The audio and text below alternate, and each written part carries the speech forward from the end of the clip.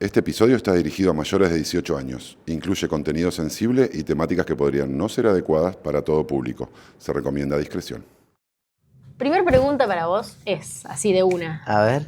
¿Cuántos años tenías cuando hiciste tu primer trabajo como actor? 5 años tenía. No lo puedo creer. Mi primer trabajo fue Ricos y Famosos. Sí. Conozco de escucharla, pero no la vi. Me parece que yo... Natalia Oreiro y Diego muy Ramos. Sí, era muy chiquito, pero yo me acuerdo que le decía a mi mamá que quería estar ahí adentro. Eso creo que pasaba con 3 años, 4. Y empecé a ir a clases de teatro. Y de ahí creo que me llevaron a un casting y después sí seguí haciendo. Pero, o sea, ¿fuiste al teatro teniendo 3, 4 años? 5 o 6. Ah, o sea, Sí. ¿empezaste las clases antes del papel o conseguiste...? Vos sabés que ¿te acordás? tendría que preguntarle eso a mamá. O sea, mi primer trabajo largo en realidad fue Mamitas, que yo era el hijo de Cecilia Opaso. Mirá. Y ese trabajo sí fue un año entero filmando, y eso seguro fue después de haber empezado las clases de teatro. Lo de Ricos y Famosos no estoy seguro si fue antes de las clases o después, pero ahí, Qué loco tan chico. ¿Y es verdad. cuántos años tenías cuando ganaste tu primer torneo de póker? Esa no estoy tan seguro.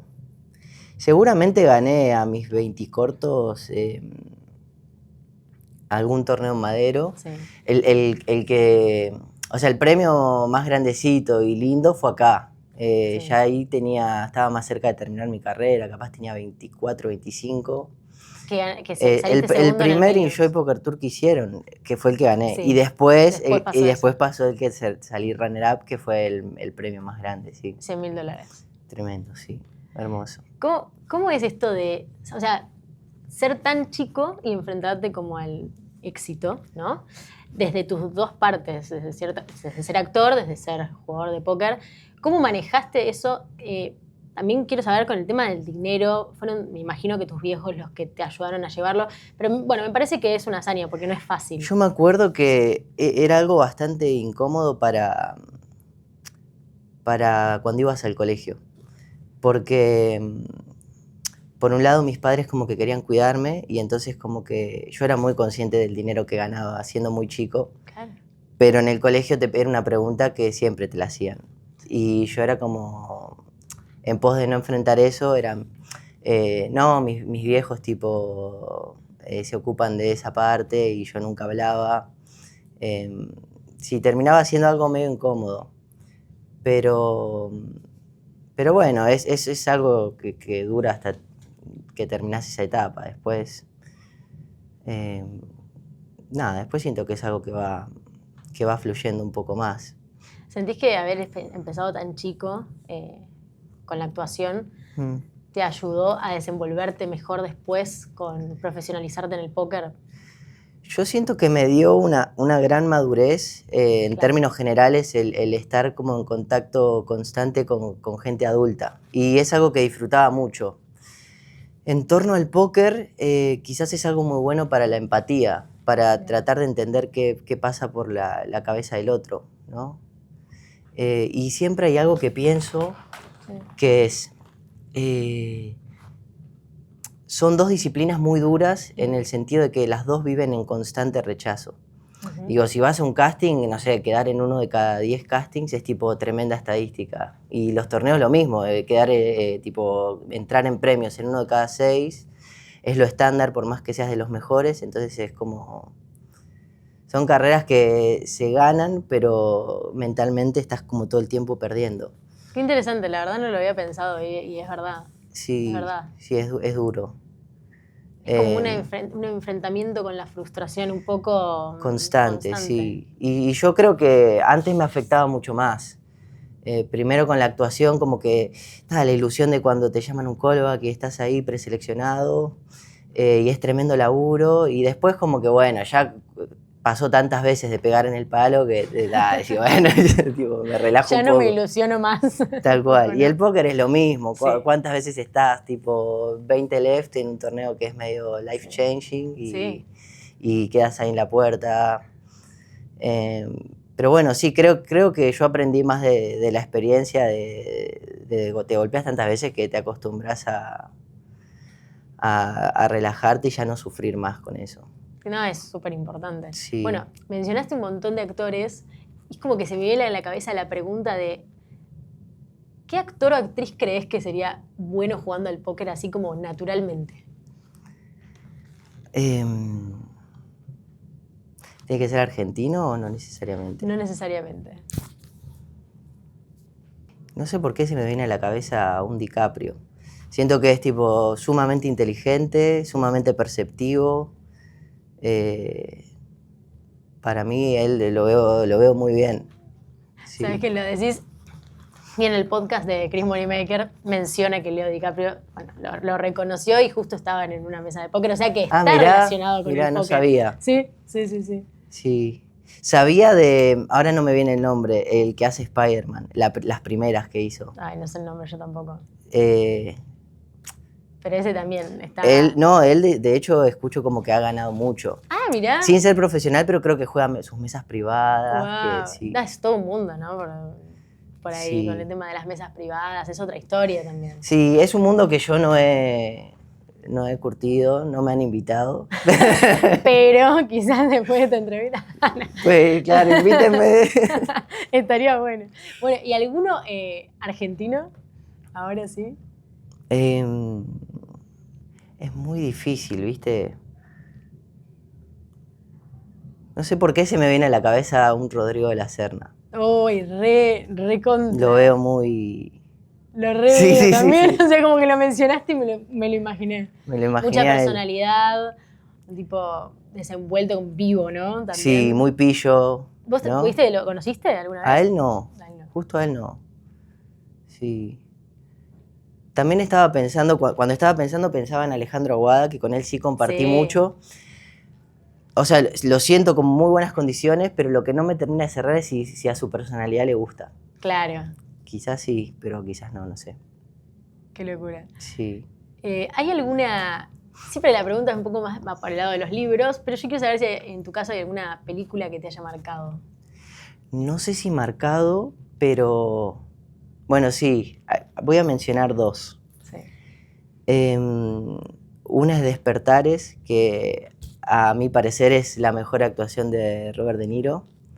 Esa es una hermosa película. Yo te digo sí, porque no sé cuál es, pero me encanta que... Está me bueno. encantaría que la cuentes. Después la verás. Está basada en una historia real y son casos que se trataron con... No me acuerdo qué medicina les daban y como efecto secundario tuvo que muchas personas quedaron inmóviles. Están ahí como internadas y Robin Williams es el médico que empieza a descubrir que tienen reflejos. Wow. Y los empieza a tratar con pastillas como para el Alzheimer. Okay.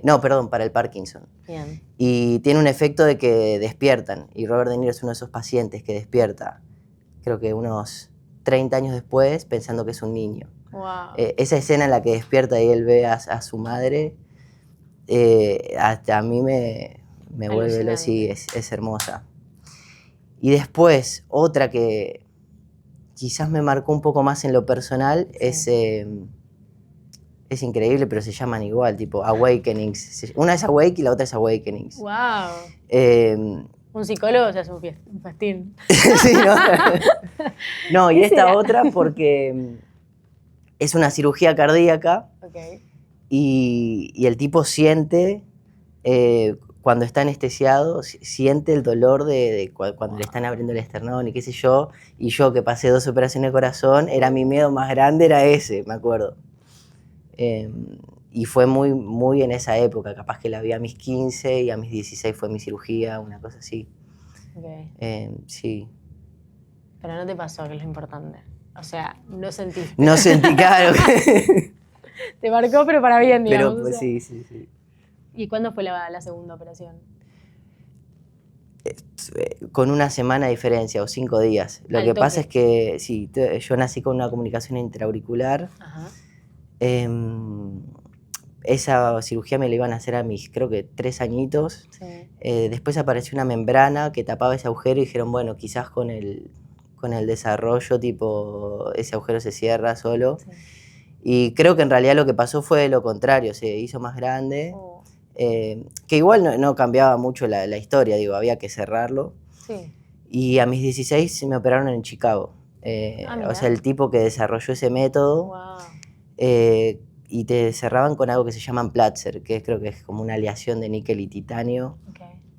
Eso pasa por la pierna, este es el agujerito, pasa, se abre, cierra, se abre, cierra. Okay. Me dan de alta y bueno, estuve un día internado y ahí ya me voy para casa. Y yo, viste, me empecé a sentir un poco raro, pero decía, bueno, esto debe ser lo normal. Claro. Se me ocurrió decirle a mis viejos que me sentía un poco extraño, llamaron a la clínica y dijeron, bueno, vengan al día siguiente y hacemos un chequeo. Me acuerdo que me hicieron un ecodoppler y todo bien. Y cuando me hacen un electro, un bloqueo completo del corazón, que es la peor arritmia que puedes tener. Y así como fui por un control, derecho a terapia intensiva. Wow. Sí, fue duro porque yo llegué a tener 12 pulsaciones por minuto y no sé si entre 10 y 12 tenía. Así estaba que me apagaba. Qué fuerte. Sí. Hubo cosas que después si quiere la muestran en la entrevista o no, pero claro, o sea, yo no era consciente. Yo me acuerdo que me hacían así en las manos y los pies para ver el retorno sanguíneo. Y claro, tiempo después entendí que si tu corazón no bombea, o sea, tenés riesgo de que te puedan amputar una parte. Así que bueno, dentro de la mala suerte he tenido mucha suerte. Y después, bueno, la cuestión fue que se avanzó y me tenían que sacar el Amplatzer, operarme a corazón abierto. Y ahí me cerraron con pericardio, que es como la parte de afuera del corazón. Okay. Que en realidad esa es una cirugía que también se utiliza para cerrar CIAs, pero en mi caso primero se intentó algo no tan invasivo. Claro. Lo que pasó es que ese dispositivo al parecer tocó el triángulo de Koch, que es lo que regula el ritmo cardíaco, y después no había garantía de que al sacar el Amplatzer eso tenga retorno. Entonces había unas buenas chances de que quedara con un marcapasos. Okay. Pero bueno, final feliz porque después de todo eso, vida normal. Claro, se fue la arritmia, hoy en día me hago mis chequeos, pero todo bien, sí. Qué bueno, qué alivio, qué fuerte también, ¿no? Porque, qué sé yo, hay que pasar por eso. Sí, yo lo que creo igual es como, muchas personas tienden a pensar como, bueno, y eso te cambió y seguramente ahora sos súper agradecido, y de verdad trato de serlo, pero digo, también me parece que es muy humano que después de pasar eso, al toque, viste, pasa alguna y ya estás ahí quejándote de las cosas normales. Está bueno que lo digas también, porque me parece que es honesto. Me parece más honesto eso que decir, no, tipo, como algo súper profundo. Seguramente hay un montón de cosas que corren por el subconsciente que sí me han cambiado, pero en otros aspectos, estimo. No, y totalmente. Yo creo que por ahí se sobreestima, ¿no? Una situación así, como que decís, bueno, ya está, sos Buda. Claro, y no es. Y en realidad, tipo, y sí, capaz que perdés un flip que es re estándar, igual un poco te enojas. ¿Cómo manejas hoy por hoy el tilt? Yo me siento bastante tranquilo emocionalmente, te veo tranquilo, la verdad. O sea, como que sos una persona que van a Justo hoy le decía a Juan cuando venía, porque él me dijo que percibe lo mismo, yo le digo, igual, tipo, yo internamente nada que ver. Tengo mis tormentas y tremenda ansiedad, pero sí, no siento que sea algo que traslade al juego, o sea, al momento de estar en la mesa sí siento que puedo manejar eso bastante bien. ¿Recordás así el momento donde más nervioso te pusiste en la mesa? No sé si más nervioso, pero Barcelona 2 años atrás habré tenido eso, sí, definiciones de 30 LEF con un M o 1.3M al 1, tuve 2 o 3 veces. Ahí se empieza a sentir hermoso, o sea, como... Sí, como una adrenalina, pero linda, como bella, ¿viste? Sí, es como una manija que no se puede explicar. Sí, y en torno a la actuación lo pienso que lo más duro para mí es hacer teatro. Porque todo lo otro como que estás bastante tranquilo en pos de, bueno, tipo, si no sale, cuando hay una cámara, claro, hay lugar al error. Entonces eso es como que te hace estar mucho más tranqui.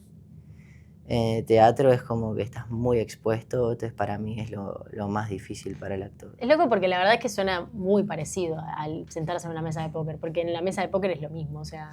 Sí, yo creo que la actuación me genera algo más, igual que el póker. O sea, en el póker quizás porque el hacerlo tanto y tan seguido hace que como que, bueno, ya tipo estés más tranquilo. También creo que el póker al final es un poco egoísta, o sea, ¿cómo decirlo de otra manera? Uno juega, obviamente, para buscar su rédito, pero el teatro es arte, o sea, uno da, ¿no? Da más para el afuera. Sí, sí. En el póker uno queda, no sé si, no creo que uno esté dando mucho para el afuera, es una cuestión más personal, una competitividad más vos con sabés uno que mismo. en pos de eso fue cuando empecé con mi mini establo, que yo decía, bueno, ¿qué estoy dando jugando póker? Entonces como que ahí fue ponerme en pos de dar coach y que alguien pueda tener una mejor vida, o sea, en el caso de los que uno vaquea. Claro. Sí, igual vos sabés que yo encuentro arte en el póker. Cuando llevas al otro a hacer lo que vos querías, cuando te desvías y esas cositas que son bellas de... Sí. A veces comparto con amigos, tipo, uy, mira esta. Tenés razón, Sí. es verdad. Sí, pero no es, pero sí, se entiende el punto. Sí, como que ahora que decís lo del establo, yo me acuerdo que en el podcast que hicimos con Cristian Sare, también me contaba un poco lo mismo, como que con la misma intención se había puesto a desarrollar cursos. Mirá, y bueno, no sabía. como que con la misma idea de decir, uy, quiero como devolver un poco. Y capaz que es eso, es un poco limitante la disciplina de póker, porque es esto, uno quizás no puede devolver mucho de otra manera que no sea, viste, poniéndose a Claro. enseñar o, bueno, qué sé yo. Sí, yo siento que es como algo muy individual, Exacto. pero que es algo muy colectivo a la hora de aprender. Y claro, y es un ambiente social también, por ejemplo, ¿no? Sí, es verdad eso. Sí. Es muy social. ¿Vos has tomado coach con muchos jugadores? El primer coach que tuve fue tu hermano. Ay, me acuerdo, sí. Cuando hicimos el cursito. Eso. Me acuerdo. Ahí llevaba poquito tiempo de haber terminado mi carrera y me acuerdo de haber comprado un coach de BenCV, haber hecho el coach con tu hermano. Después tuve otro coach más. O sea, en realidad tuve coach personales 2. Okay. Y después tuve mucha suerte de, por amigos en común, empecé a estudiar con Revolver, que él sé que no quiere mucho que diga su identidad, entonces me dijo, ¿puedes decir Revolver 1970? El me dijo. nickname, Sí. bien. Sí, y él me ayudó muchísimo. Creo que ahí fue como un saltito de calidad para mí. Bien. Y fue por amigos en común. Con Tincho nos conocemos desde antes de terminar el colegio. Los dos competíamos en Olimpiadas Matemáticas. Ah, esa parte no la tenía. Y sí, los dos llegábamos a los nacionales, ahí que capaz que llegaban 200 en el país. Wow. Sí, así que sí, la matemática es algo que siempre me gustó mucho y que por el contrario de lo que muchos piensan que es algo como súper cerrado y estructurado, para mí es como la abstracción máxima de todo. O sea, es hermoso. Ay, qué lindo, porque se nota en tus ojos que te encanta, como que te apasiona, mucho, ¿entendés? Sí. Y también lo escuché esto. Es como un medio mágico, ¿no? Lo que pasa en el mundo de las matemáticas. Sí, yo específicamente era un apasionado de la geometría. Y recuerdo que resolver los problemas de geometría con trigonometrías es como que se resolvían más fácilmente, pero cuando resolvías con teoremas, que yo nunca fui tan amigo de la trigonometría, cuando resolvías con teoremas era como la belleza. Y me gustaba mucho resolver los problemas de geometría. Qué lindo, se te nota apasionado por muchas cosas. Sí, es algo que con el póker todavía me pasa, o sea, una tremenda motivación. Odio la pregunta de si te tenés que quedar con algo, pero ¿hay algo que te guste un poco más, sentís? Están muy a la par, yo no sé si realmente puedo elegir una por sobre la otra. O sea, ahora como que el camino fue que estoy más metido y dedicando tiempo al póker, pero sé que si surgiera algo hermoso de actuación, tipo, tranquilamente me plantearía hacer una pausa. No sé si alguna vez te pusiste a pensar, pero el póker es la mezcla de un poco del teatro y la matemática al final. Sí, lo he pensado, es tremendo, sí. Es como que tenés un papel, sabemos la poker face, la postura que uno tiene que tener en la mesa, es un poco un papel, un personaje quizás, ¿no? Sí. Porque uno no es en la vida como es en la mesa, es y no, también cambia algunas cosas.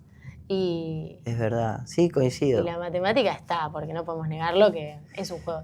¿Cuánto crees que influye? O sea, ¿crees que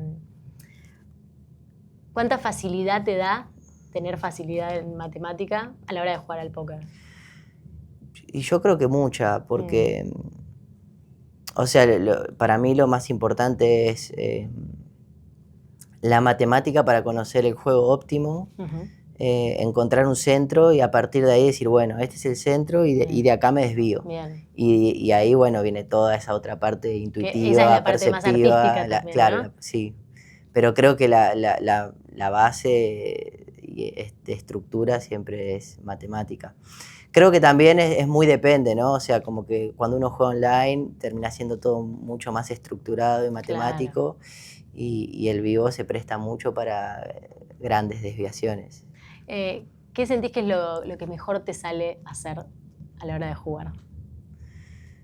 No tenés que ser humilde, ¿no? Tenés que ser honesto. Y creo que ahora que me surge, creo que soy muy paciente. Bien. Sí, creo que para torneos largos, que por ahí duran 4 días, como que suelo estar bastante tranquilo en todas las etapas y eso es importante, creo, ¿no? Sí, ni hablar, o sea, la paciencia creo que es... Sí, si uno se aburre, es un poco enemigo aburrirse. ¿Qué te inspira al triunfo?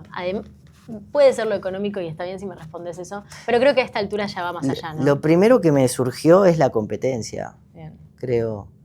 Sí. Sí, como creo que es más el desafío intelectual que otra cosa.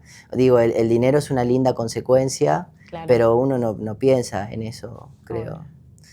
Es más, creo que no sé, si solo pensás en lo económico, sí, ni podés plantearte ser profesional porque eventualmente te vas a cansar o te vas a aburrir o lo que sea. Sí, totalmente de acuerdo. Sí. Te vi en muchos torneos con tus viejos.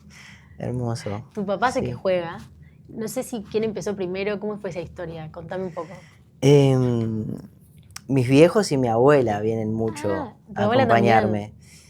Creo que fue algo más simultáneo, o sea, mi papá jugaba obviamente desde antes que yo. Sí. Yo medio que igual aprendí solo. Me recuerdo de ser muy chico y ver una mesa de póker en la casa de un amigo.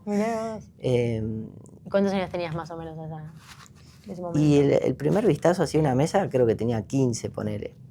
Re chico. Sí, y después de mi cirugía cardíaca, recuerdo de ese año que estuve más tranquilo físicamente recuperándome, creo que ya recuerdo haber bajado un software, empezar a jugar por dinero ficticio y que me gustaba mucho. Y con el correr del tiempo empezamos a ir ahí con mi viejo un poquito a jugar en vivo y terminó siendo algo que los dos compartíamos y... ¡Qué bueno!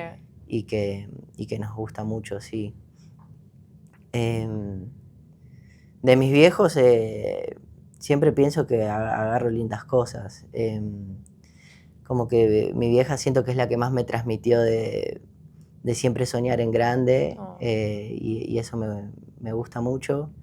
Y mi viejo creo que es el que siempre transmitía tranquilidad, no te trasladaba los problemas. Se le nota a una persona súper tranquila. Sí. No sé si lo es, porque viste no, que... sí, pero sí. Es lo que me inspira también de las veces que lo vi. Es bastante tranquilo. Y de mi abuela me gusta mucho su generosidad, el dar sin esperar nada a cambio es hermoso en ella. Sí, así que es muy lindo cuando ellos me acompañan. En general, bueno, termina siendo acá a Punta vienen mucho y después ya los viajes que hago a Vegas o a Barcelona ya los termino haciendo más con amigos. Está bien. Y está bien.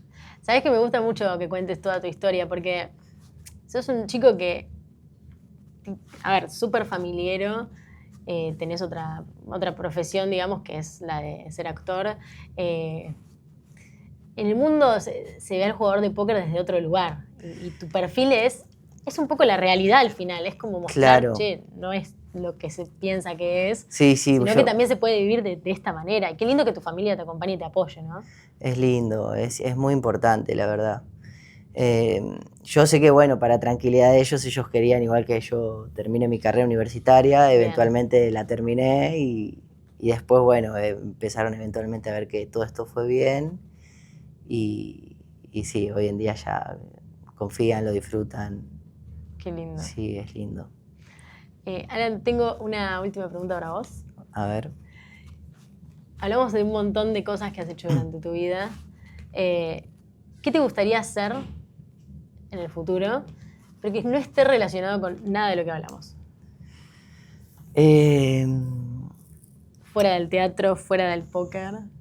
Hay una que se me ocurre que es relacionada a la actuación, pero desde afuera. Me encantaría producir cine en algún momento. No sé si la vida irá por ese lado, pero es algo que me gusta mucho. Y por otro lado, a futuro pienso en la paternidad. Y también creo que es algo que me gustaría. Me imagino más alejándome un poco del póker, o por lo menos del ritmo que llevo hoy en día, de tanto viaje, de tanto grind. Como que me gustaría para ese momento ya encontrar más tranquilidad y poder disfrutar de eso, pero son dos cosas que me gustarían mucho, creo. ¿Y en el cine inevitablemente crees que estaría relacionado con el póker o...? No necesariamente, Bien. No. Un guión que tenga su belleza, pero en cualquier otro aspecto. ¿Escribís? Poco, la verdad. Tengo muchas ideas, pero escribo poco. Bueno, pero tener las ideas es lo importante. Sí, después el guión se resuelve. Obvio, obvio. Bueno, me encanta. Muchísimas gracias por este momento, fue muy lindo. Gracias, y espero verte en todos lados, seguir viéndote en los torneos, verte en teatro y verte con una peli, con un bebé, todos juntos, porque te lo mereces. Ojalá que sí. Muchas gracias. Muchas gracias.